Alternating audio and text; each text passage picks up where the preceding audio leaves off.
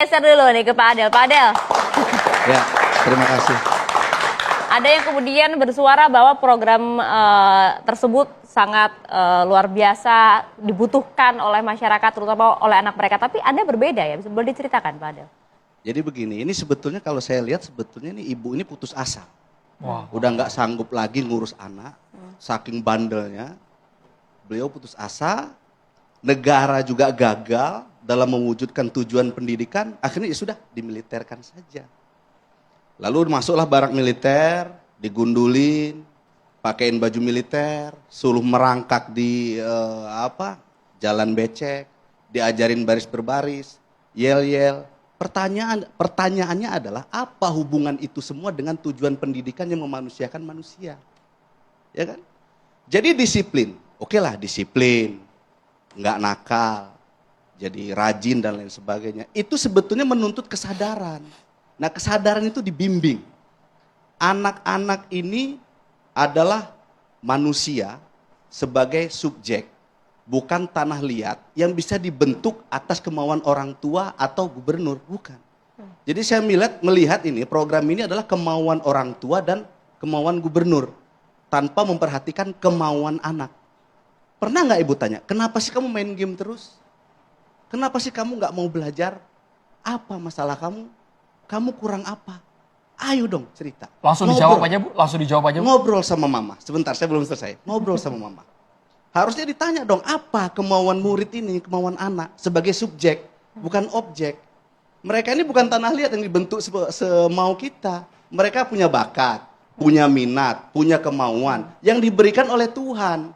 Nah kita orang tua dan negara itu membimbing supaya terbentuk nih bakat-bakatnya. Bukan dibentuk dengan cara-cara militer. Dan nggak ada dasar hukumnya juga. Pakai cara-cara militer itu nggak ada dasar hukumnya. Yang melanggar bagian mana Pak Adel? Yang Bapak melihat, wah ini kayak bertentangan nih dengan tujuan pendidikan kita. Misalnya begini nih, militer, identifikasi dalam pikiran kita, semua manusia lah yang namanya militer, itu kan untuk perang. Menjaga pertahanan dan keamanan. Nah sekarang anak dilatih dalam barak militer dengan stigma anak nakal. Ya kan, ketika keluar dari barak militer, apa dicap oleh masyarakat? Oh ini anak nakal alumni barak militer. Sudahlah nakal, dilatih dengan cara militer, lalu diterjunkan kembali kepada masyarakat, orang tua dan negara. Apa yang dialami oleh anak ini? Dia manusia sebagai subjek distigma sebagai anak nakal, alumni barak militer yang dikembalikan kepada masyarakat. Pasti lingkungan akan bilang, weh ngeri nih, alumni barak militer nih anak nakal nih. Nah ini stigma ini, ya Allah saya melihat ini sebuah kejahatan terhadap anak. Nah inilah yang saya laporkan ke Komnas HAM. Di samping itu juga kebijakan ini nggak ada dasar hukumnya.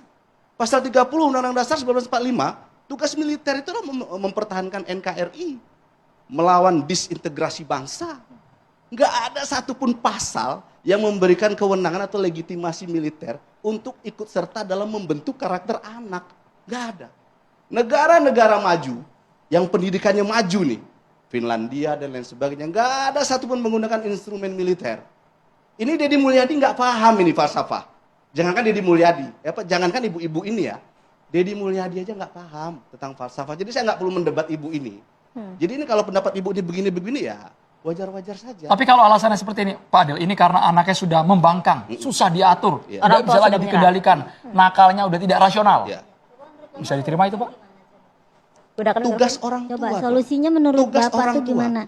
Anak terutama anak-anak yang tawuran. Dengar Bu, anak nakal itu ya, anak nakal itu pasti disebabkan oleh lingkungan.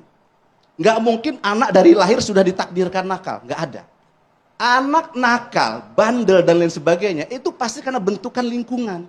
Lingkungan baik itu medsos, lingkungan di sekitar dan lain sebagainya masuk ke dalam otak dia, ingin diekspresikan tanpa filter dari orang tua. Orang tua dan lingkungan. Jadi sebetulnya kembali kepada orang tua dan lingkungan. Setelah dari barak militer juga kembali ke orang tua kok. Barak militer berapa lama sih? Seminggu, 2 minggu? 2 minggu. Paling 2 minggu, paling lama 6 bulan. Apa yang bisa dilakukan 6 bulan dengan materi yang belum jelas?